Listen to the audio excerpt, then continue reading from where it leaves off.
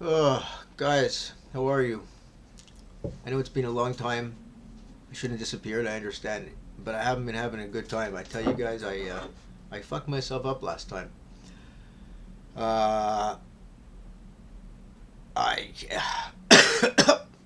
woke up the day after recording the previous videos on Isaac Cappy and Elliot Rogers, and I got some comments and said, before I react improperly, let me do some further research on these two guys because I didn't even know that Isaac Cappy was a Trumpster or that he was a Q guy. I was quite surprised because I'd only seen a handful of videos. So I thought maybe I should get to know him because someone was probably, I don't know. I didn't even read them. I couldn't even read them because so I started to do more research and I ended up in this rabbit hole and well, I'm going to tell you guys, it's a trigger warning, guys. There was a trigger warning for me, and I didn't listen to it because I've never been affected by triggers. But somehow I ended up on this in this rabbit hole, this circle, whatever you want to call it, playlist, never-ending cycle about once again YouTube censorship. I guess Isaac Cappy related to conspiracies and it's that and that, and I there was I don't really want to use any of their names, but some right wing slash comedian loser kind of idiot had posted something on Twitter, apparently trying to get banned or trying to prove that he won't get banned because he has 4 million. I don't know, something ridiculous. But so he actually produced. I mean, I really don't want to tell you guys because well, I guess it won't affect as many people. I'll just tell you, but this is really bad. I mean, I can't. I was shocked. I was worse than shocked. It ruined my whole fucking month. He actually produced a sort of call it a video, a rock video. I don't know what it was because I'll never watch it a second time. But it was some short clip, and it was about a man. Yeah, it was a video, a song. It was a song. I guess it was supposed to be funny about a man who was dating a woman and he was slipping drugs in her drink so she would fall asleep unconscious so he could rape her little boy. And he actually had a video clip of him sneaking into the house and raping the little boy. So I start to think, there's a real sick pedophile. I said, there's the sickest kind of pedophile at all. I said, that is just, I mean, I want that person dead. That. I mean, it was just so. Even the guy who made the video. So,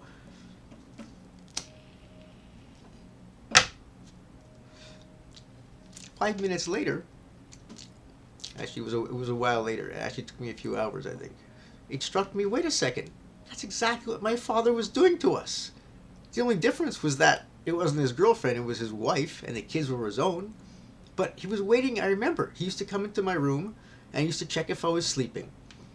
And I mean, now that I know my mother was a cokehead, he was probably waiting, or he was probably encouraging her just to go out. I mean, he was one of those sick guys, and so for a while there, I was traumatized again, thinking, my God, my father really was. I mean, my brother died because my father was sneaking in the middle of the night and raping my brother and myself. He was probably raping my brother a lot more than he was getting me because I had a feeling he was caught. I don't know, but I mean, because I think I would remember if he was raping me. I remember him raping me with his finger when I was an infant. Anyhow, so for a few days, I'm thinking, I'm gonna kill my father. I'm gonna kill my father, and I'm not joking. At this point, I'm saying, you know what? That disgusting creature needs to die. He needs to die. He's just, if he dies a natural life with some boyfriend next to him, that's too good for him. He ruined my brother. He ruined me too. And how many other boys? My father must have a victim list, dozens, if not hundreds or thousands when he was traveling overseas. Anyways, and then what happens is so I start to think about killing him, not just thinking, but planning it out, thinking about ways to do it.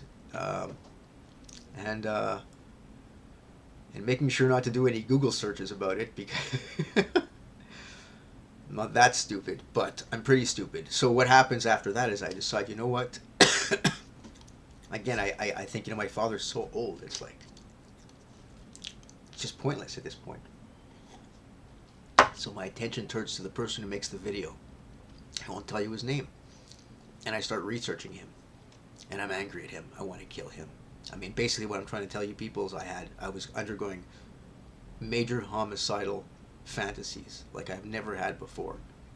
I was suicidal too.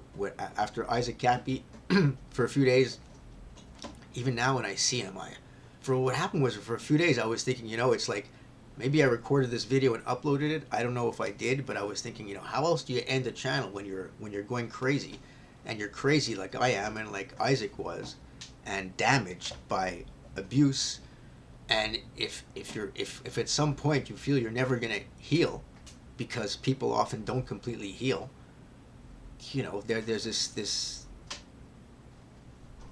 it almost, at this logical conclusion would be to commit suicide. I think that's why a lot of channel creators do commit suicide, because it seems to be like that's the way you end your story. But so I'm thinking about killing this guy. I'm thinking, how can I do it, right? Because I assume he's in the U.S. or he's overseas.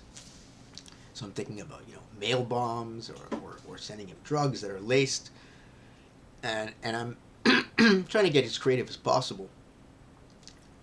And then I find out that he lives here. He lives here. And at that point, I get terrified. This is about 2 weeks into it, where every day I'm waking up and I'm thinking, I don't know, I was basically psychotic, and I'm going to get to this in a second.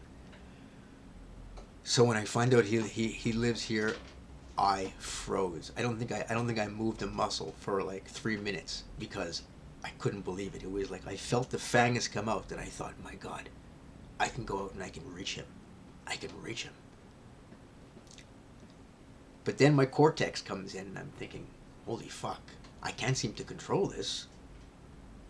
Like, what the fuck's going on?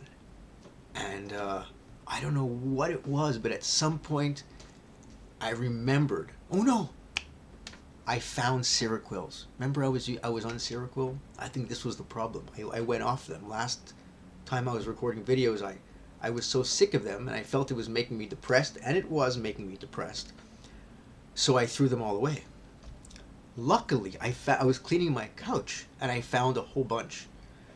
And then when I saw them, I thought, oh my God, maybe this is why I feel so psychotic that I want to kill these fucking people. I go, maybe this is why I'm waking up with such anger. And then I was like, I know it is, because I remember when I first got prescribed Seroquel. No, when I first went to the emergency room, the emergency mental hospital myself, 4 years ago, I checked myself in. I remember when I went in, I mean, I was screaming. I was cussing out the nurse with racist epithets because I felt she had been rude to me. I was screaming at the guards. I was just screaming. I remember standing in the middle of the campus. I couldn't find the emergency triage room building. It was just like, it's a huge campus, this mental hospital, where like, God, there must be 40 buildings, and I couldn't find the emergency. It doesn't make it obvious, and it's way in the back. I was fucking screaming, help, help, help, and no one showed up. And by the way, since that, there's been major attacks, and they say they have to increase the security, but that's another thing. So they gave me a Seroquel when I went in there. It was the first time I'd had one ever, and I remember how it totally took my psychotic anger and rage right off. And I was mingling with the girl, and I became like, there was another patient there, a few girls, and I was talking to them, and I felt really good. So I said, I better take a Seroquel. And I took a Seroquel, and I swear to God, I can't get off Seroquel, but I don't take them every day. So I think it's same thing with my ADHD pills. I realize I don't need them every day. I don't need my Seroquels every day either. But I have to recognize when I need them. And I think I'm pretty good at it. Once I came to that perspective, I was like, okay, do them when you feel you need them. So Seroquels, it's like when I feel all the anger and all the history and all the rage building up. Oh, I know what I want to say about Seroquel. It's a reset button. I don't know if it's because it gives me immense amounts. It doesn't really make me sleep more, but the sleep is like very. It's not even refreshing. No. It's resetting. It's resetting. It's like what I was what I was realizing is that when I was off the Seroquel, I was sleeping, yes, every night, but I was waking up and it felt like my brain was still going from the night before, and all the pressures and all the stresses and all the traumatic events and all the crap from the night before was building up. But when I woke up, it wasn't gone, and then it was building more and more and more, and it was driving myself crazy. And when I finally took that one Seroquel, I didn't even take the whole one; it took half, very little. I mean, that's maybe 12.5 milligrams. Some people are on 200 twice a day. That's all I need, and I think a lot of people are over medicating because a half does the same as a whole for me. At least with the Seroquel, not with the ADHD meds. So anyways, that's something else. But when I took it, I fell asleep and I woke up and I was like, "Oh my God, thank God!" It's like I was like looking for my anger and my rage and my I was looking like for the thoughts that I was thinking about the night before and I couldn't find them. I was like, "Oh my God, I'm empty. Thank God, thank God." But at the same time, that's why the Seroquel was killing my motivation, because just as my rage and anger would be reset, so would my ideas and my executive functioning. It's like when I take a Seroquel and I wake up, I'm not on the same trip I was on the night before. So I often wake up and I'm like totally forget what I was doing, and I just get onto some other idea. It's like, anyways, it has been rough. And I'll tell you what else. It's not just that. I mean, it was Isaac Cappy. I keep seeing his face. It keeps popping up on my fucking suggestions. He looks so much like my brother. He acts so much like my friends. He reminds me so much of my. Ah, oh, God. Okay, let me tell you guys some stories. I'm going to try to speak fast because I have a lot to say. And I'll just tell you something right away. My friend got together with all my buddies from childhood, guys I grew up with. I didn't want to go. I just was not feeling good this month. The weather has just been terrible, and I won't talk about it. So, anyways, so he sees my friends, and look, I'll tell you, I couldn't believe what I heard. I mean, all these guys were doing okay last time I saw them, except for one of them, my best friend, who I cut off because he was flying monkeying me for a year. And I told him, dude, if you can fly monkey your best friend, and I know why your kids are messed up, because he has 4 kids, and apparently, well, he told me they were messed up. Like the son is like, I don't want to say a psychopath, but he was beating up his father at age 13 to the point they had to lock him in the room and call the cops, because you can't keep your child locked up in the room and you can't let him out if he's going to beat up everyone in the family. He was bigger than he inherited the big gene that my friend doesn't have. He inherited from his mother's side, or my friend's ex-wife. Now they're ex, I found out. So his son is bigger than him by a long shot. My friend deserves that. It's a good thing, I wish I had been bigger than my father. My father's a lot bigger than me. Otherwise, it didn't matter. He laid off me. He was scared of me as of 12 years old. He knew I would have killed him because of my anger. Fuck. Anyways.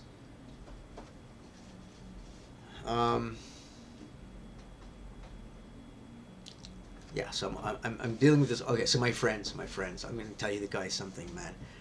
It's like very sad. One of my friends the nicest guy, I mean the best guy, and he has a good job, and he's like, I would never think of this. What I found out is that he got he got bored of his wife. They've been married for like 20 years. He just wasn't, I don't know if he got bored, something wasn't happening, and he got addicted to massage parlors. Exactly what my ex-girlfriend was working at, where they massage you and then they masturbate you with their hands. So it's basically like you don't feel like you're cheating.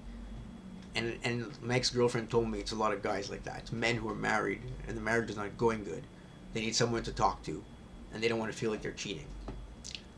So, and he got addicted, and at the end of the day, his wife found a phone number on his cell phone or a text message from one of these girls, and he just confessed, which goes to show you he's no psychopath.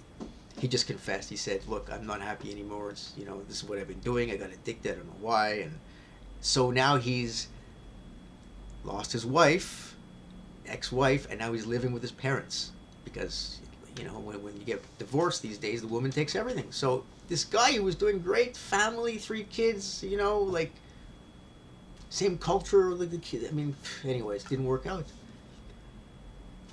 My other friend, the flying monkey guy, his wife also threw him out. They were living together and trying to make it work as a non-couple, but didn't work. He was making the kids crazy. Narcissistic friend I had, and stubborn guy. When I said my friend's a narcissist, my other friend said, I don't know if he's a narcissist because he doesn't know, but he goes, but Mark is stubborn. He goes, I've always known he's very tricky and he's very stubborn. I'm like, well, that's basically, I'm almost defined a narcissist in a way. Stubborn little, anyways, I don't know. Anyways, so, so I find out that not only is he out of the house, he doesn't have a job, he's living with his parents also.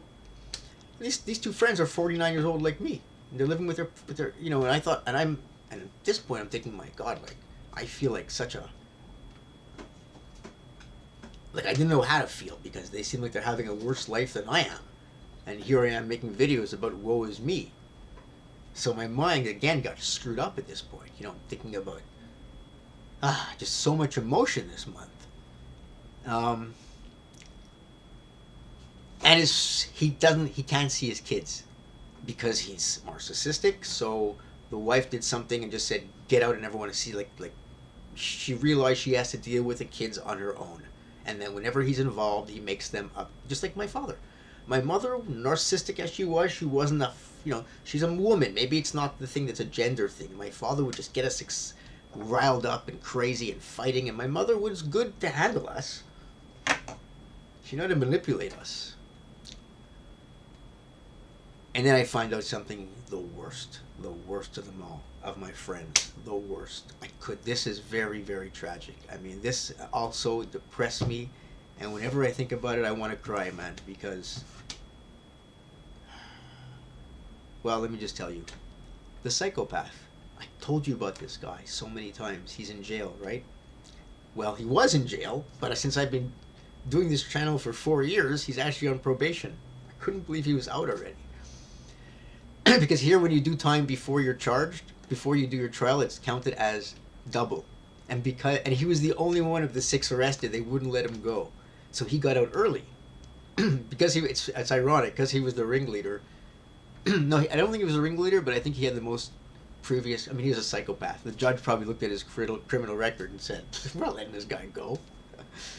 Anyways, poor guy. Listen to this. Well, and he's a lowlife, man. I mean, the kid is troubled. I don't know if he's a he's a lowlife. He was scamming senior citizens for thousands of dollars using sympathy, saying that he was their grandchildren and they were in jail or they had an accident and they needed money. So he deserved to get punished, but what happened is just the worst. I couldn't believe it. I still can't believe it. He has a daughter.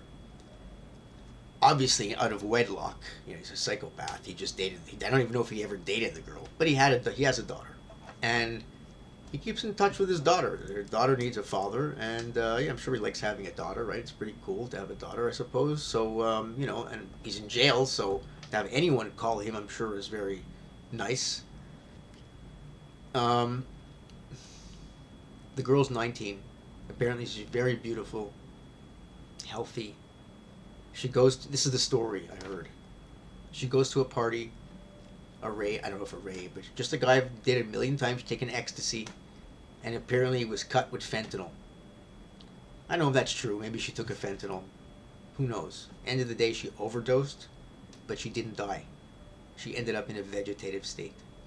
She's in a wheelchair now, and my friend said she needs 24-hour care, and it's almost a tragedy she didn't die. and my friend is doesn't know, he can't do anything. He can't go to the USA anymore because of his criminal record. He can't send money because he's a criminal, and he's living with his parents also. That's three of my friends living with their parents at 49 years old. Um, Anyways, so it goes to show you that everyone suffers, even the psychopaths. Because I don't know how much it's affecting him. I'll find out eventually. I'll probably see him down the road.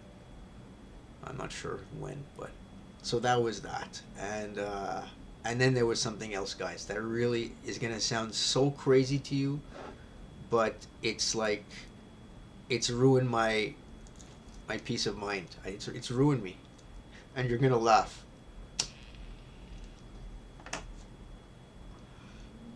You're gonna laugh.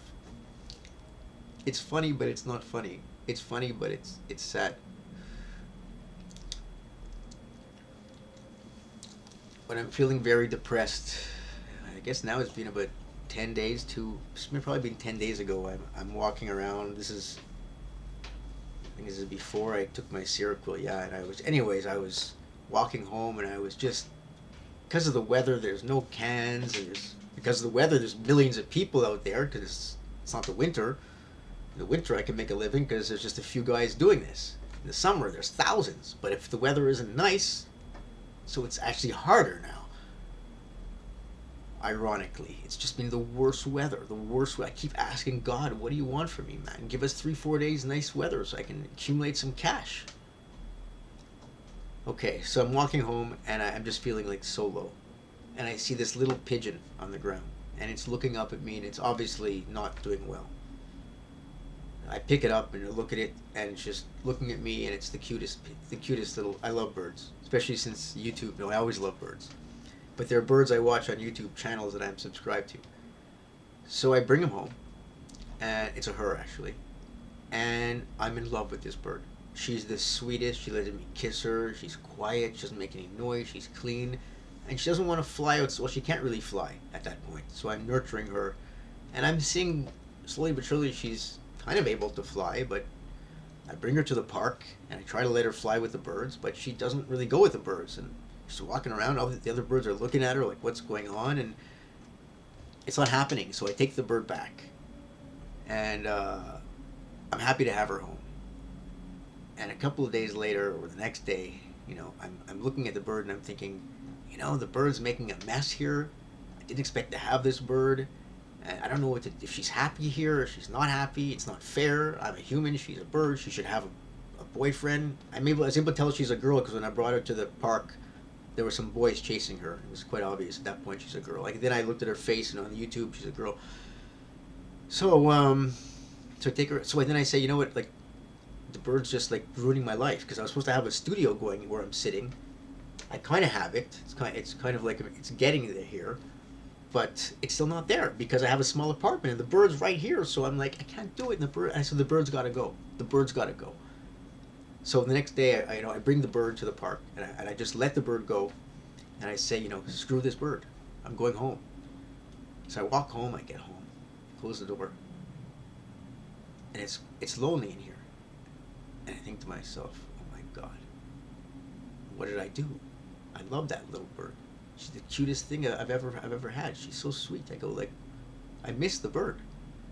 I gotta go back. I gotta go back. So I go back, and I'm looking around for my bird, and I'm really getting sad. I'm thinking, oh no, where's my little sweetheart? Like, what if she's got hurt? And there's no other birds around. So I'm thinking like, maybe she's with the birds, but I don't know. She kind of couldn't fly 2 days ago. And I'm about to go home, and then what happens is my little bird walks out of some bushes all by herself, lost. So I scoop up my little bird, and I kiss her, and I bring her home, and I'm in love with her, and I start feeding her, and I make her a little perch.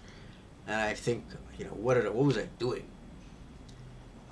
And then a couple of days go by, and she's sleeping in my bed with me, and she's starting to like the crap and like the dirt and kind of like the mess she makes is accumulating again, and it's getting out of hand.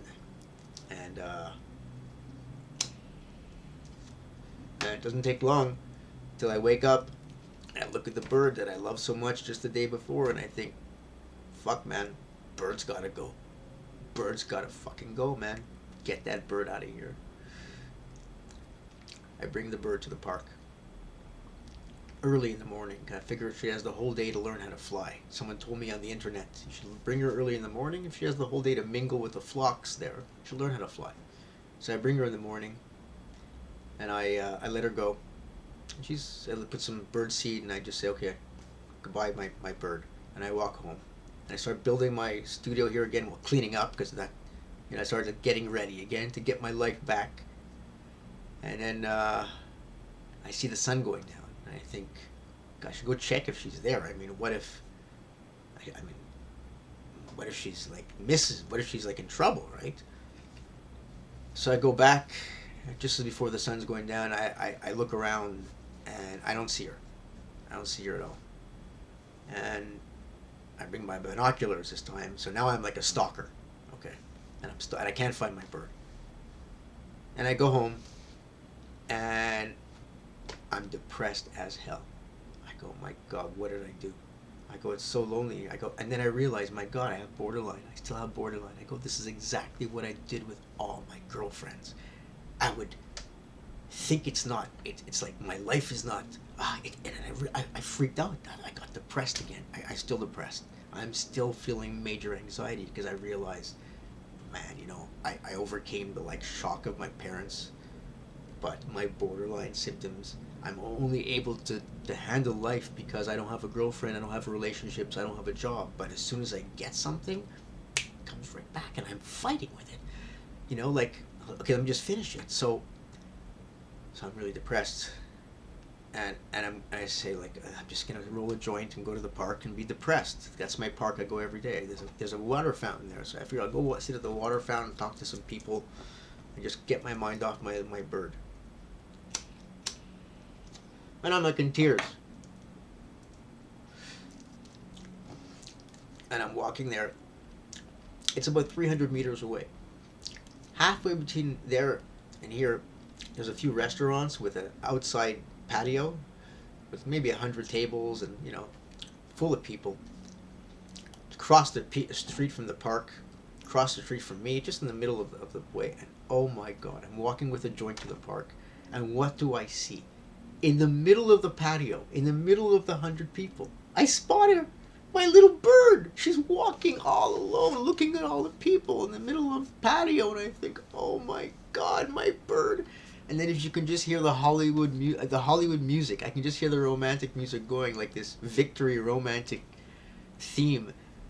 And I just ran right into the middle of the restaurant. I go, that's my bird. And I scooped her up and I kissed her all over like she was a little hamster, and I went home with her, and I kept her ever since.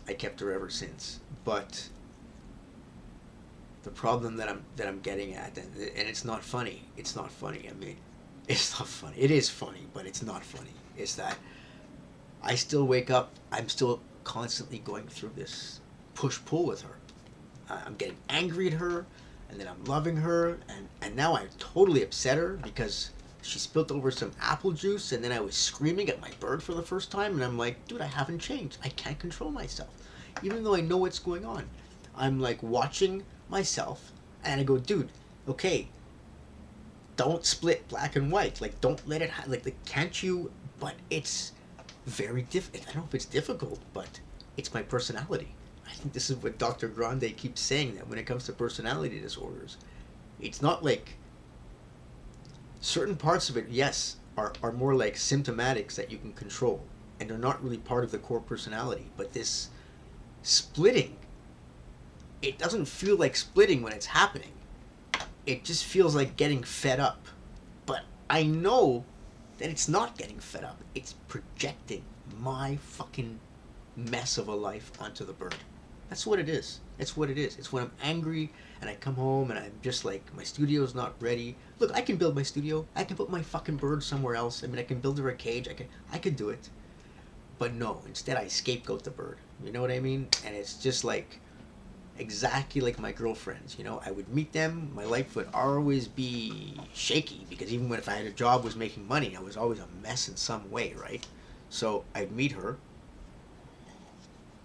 whoever her was, shower her with love. She'd fall in love with me, and then I would start blaming her that my life isn't going well because she's in my house too often, and we're spending too much time having sex, and now I'm addicted to sex, and or I need sex. I would also yell my last one, I need sex so I can work.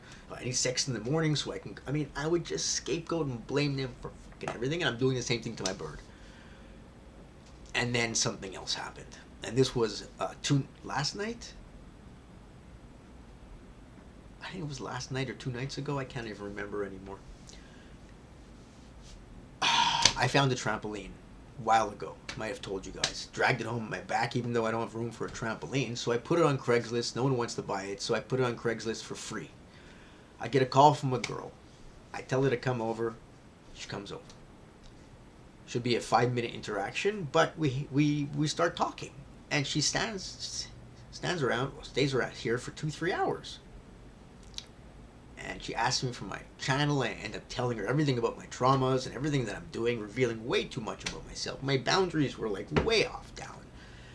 She lowered her boundaries too. She told me too much about herself, definitely. End of the day is that there's a guy across the street who comes to talk to us. And I tell him, dude, I'm having a private conversation. Like, get out of here, dude. I'm talking to a girl. Like, I just met her. He leaves. But an hour later, he comes back and he's like, oh, you guys are still here. And at this point, I guess it's obviously he's lonely, so I'm not going to tell him to go away anymore. And he starts talking about his cats that he has. He has these kittens, doesn't know what to do with them because he tried to. Anyways, she says, oh, I can help you with the kittens. So they start talking. And she's going to meet him the next day to bring cats. But I thought I was just meeting this girl and had a potential maybe a girlfriend. Although I didn't know what was going on, but. So my mind's borderline again, and I start to think. So it's all. She leaves, and right away I send her a text, already pushing her away. I don't know. I just did a lot of things wrong. Okay, right off the bat, that was typical borderline, typical symptomatic. So then the next day, I'm thinking. Okay, well, let me tell you something. So at the end, I'm thinking, like, did she like him? Like, what happened? Like, am I borderline, or did she really like him? And I keep thinking it. And I think, well, at the end, she only fist pumped him, but then she hugged me. Well, that's a good sign. But then I think, well, maybe she only hugged me out of, like, sympathy. She was trying to, like, do that, but maybe she knew that she'd see him the next day, so she was just trying to get, like, my mind is going back and forth and back and forth. And then, like, today, I had a moment of clarity where I'm like, dude, girls are not, like, relaxed. Like, I mean, she already expressed interest in cats. She had cat food in her car, and she doesn't even have a cat because she feeds stray cats. I also have cat food here. Like, it could just be that she heard this guy had kittens. She said her mother works at the SPCA, so, I mean, why am I projecting on and wondering, and why do I even care? I wasn't really that into her. Yeah, she was kind of cute and kind of nice, but, so then I'm thinking, dude, before you even go into this, why don't you fucking think about her? Why do you even care? Like, what's good? You're like, you're trying to figure something out, but maybe you don't even care. Like, think about her. So I think about her. I think about all the good things, and I think, well, she's kind of like, smart. She liked animals. She's a good age for me. Everything was all right. And then I think, dude, there's something wrong. I can just feel it. And I was like, I can just feel it. I don't know. I can just feel I wasn't doing something right. And then I said, yeah, man, you're not thinking about what you learned on YouTube. You're not thinking about red flags. I go, like, think about, and as soon as I said red flags, I was like, oh my God, dude, you're an idiot, man. You're an idiot. And I'm like, okay. I start to think about the red flags. All right, you ready for this, man? You ready? You're ready to hear a freaking, like. First of all, she found me on Craigslist. It's not really a red flag, but it's not necessarily good. Okay. Really, it's not good because she made a point of telling me when she first met me, I don't use Craigslist very often. I just happened to go on for the first time in a long time, and I found your ad. And I'm thinking now, after this point, I'm thinking, why would she have said that unless, like, now I'm thinking, okay, now it's a red flag. Like she wouldn't say. Now I can see what she was trying to do. She was trying to push herself off Craigslist. Like, I don't really go there often. She want to make herself look like a user. Okay, fine. Maybe I'm. And then I think, okay, maybe what else? What else? And then it was like she told me she was living in the U.S., but she's here because she has a criminal record in the U.S. And I was like, okay, but she said it was for weed. But then I'm thinking, but dude, you don't know if it was for weed. She's on Craigslist, right? Like, that's usually for sex work. And she, like she said weed, but you made a joke about weed, dude. So like maybe that's what she picked up on. And even then, even if it's just weed, she's still a criminal. She still went to a foreign country. It's like, you know, trouble enough to risk something like that. So that's a red flag, man. Like, hello, bro. Hello. And then I said, wait a second. She told me that she works for Uber, drives for Uber. And then I made a point of asking her a question about it. There's my bird. Hi. And she said she doesn't actually ride for Uber. She drives for someone else for Uber. So right away again, it's like, what's going on, right? And then I remember she said something in the conversation about how she sometimes, oh yeah, I asked her about borderline, telling her that I was borderline. I was asking her if she understands. She goes, oh yeah, she goes, sometimes I've dated some of my clients, and I know about these personality issues through them. Which struck me as odd, because if you're a Uber driver, how well do you get to know your clients that you date multiple ones? Like this whole thing is not like working. And then I'm like, dude, no, she mentioned she gives massages. Like, she slipped that in. And I just pushed it out of my head, and I'm like, dude, she's another sex worker. She's exactly what you always end up with. Like, what? No wonder you've ended up with them. I've been blind before. I couldn't believe it. That it wasn't that I've been blind. It's like I repressed the bad. I'm like, all right. And then I thought, no wonder she came for the trampoline, because she probably wants it to give massages on or to bounce on, because she told me she had an apartment and it wouldn't fit in her apartment. I don't care. I wanted it out of here, so, But I was just thinking, like, that's just crazy, you know what I mean? Like, so then I got very depressed, because I'm thinking, man, every girl I meet is like that. And then when I asked my friend, who's a little older than me, he's like, dude, by this age, he goes, if they have never been married, there is a damn good reason. And you'll never find out what that reason is. But we're like, it's usually that they're sex workers in some way. It's usually in this city. Or maybe in this society, I don't know. I don't know how many are truly out there. We'll never know. It's just been a terrible, terrible month. Let me show you my bird, because she is very beautiful. Here, I'll put my camera down on her. I don't want to scare her, because she already hates me today. There she is. Where are you? It's Mookie. Mookie. Mookie. Oh. Oh, I love that bird. Look at her. She's so cute. She does that to cool off. Oh, I love that bird. Oh.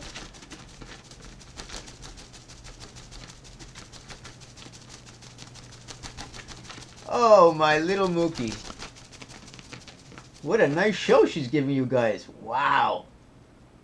What a beautiful lady. Oh my god. Anyways, so you can see how, like, I love the bird, but, there's a chance that in 2 days I'm gonna, like, let her go. I'm not fucking normal. It's what I realized over the past month. You know what I mean?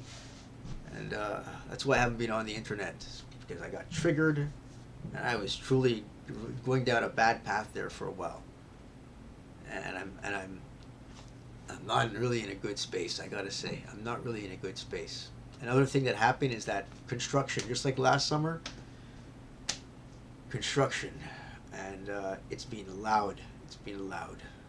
It's going on about a month and a half. I thought they'd be over. It's not a big building. I'm gonna tell you guys something, man.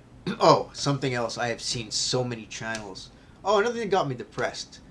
I had a freak out when Be Good fucking 4,000 got demonetized for a while, but he got remonetized. Thank God. But when that happened, I started to get served up other people who were demonetized, and I was like feeling so fucking bad for some of these guys. Even if their channels were not great, they were going from, making money to nothing, and like that's traumatic, man. YouTube is going to be responsible for a lot of suicides, I'm afraid. Not people just streaming, but because they lose their monetization or their whole channel. Okay, I am so sorry to have been gone. I am gonna look at my. God, I saw something crazy today. I was walking and I just missed it. Thank God. Had I seen it, I would have freaked. I've seen enough. There's been enough stuff. Other stuff I don't want to remember right now, but happened today. So much has happened. When you're very aware of trauma and tragedy, you realize it's all over. It's everywhere. It's everywhere. This drunk native guy. No, he wasn't drunk. I heard someone told me. I'm glad she told me this because it made sense. They're always drunk. They're never violent when they're drunk. She told me she saw them doing lines of coke. And coke doesn't make me violent, but speed makes me violent. And this guy got violent, and he hits some dude, and then he hit a girl, a little Asian girl, and the poor girl from China. She's here going to school. She went rolling over, and she didn't get hurt that badly, but I felt she was like, what an asshole. You know what I mean? And she's traumatized from it. Probably her parents. It's like fuck, man. And I'll tell you something else that I've been really depressed about is like, oh, can I say one thing? I don't know what it is. Is it women? I mean, if anyone's still watching me, is it women? Because I offend women so easily. I called that girl yesterday who I met 2 days ago. She couldn't find her cell phone. So I said, so the guy was saying something, and I said, oh, 1 second, hold on. She's paranoid that she lost her cell phone. And she was like, I don't get paranoid. That's not in my vocabulary. I'm like, I didn't mean you were. I was like, okay, I was like, I touched a nerve. Okay. And then she goes, I've traveled the whole world. I can make it on my own. I'm not paranoid to go anywhere. And I was like, okay, whatever. It's like I think a lot of women have to prove something that they're independent or something. They feel it's important because. And there was another girl, who a coffee shop who I was friends with, and I made a sarcastic joke about it taking too long. I see her every day, and she got totally offended. Doesn't talk to me anymore. And that's like the second girl at that coffee shop who doesn't talk to me anymore. I mean, what the fuck? All right. So it's not like I really, it's like, is it me? I mean, that's what I don't know. Is it me? I don't think so. Honestly, I think it's them. But I do think there is something that I have that's a problem, is that I feel very comfortable with people. And I guess because I have low boundaries. If I know someone, I've seen them 5 times at the same shop, I feel I can treat them like my best friend. And I guess that's perhaps why I get in trouble. But I don't know. It's just insane. So it's been a long video, probably way too long for a lot of people to still be here. I just feel like I needed to tell you what's going on and just to get it off my shoulders and maybe start a new mindset for this month.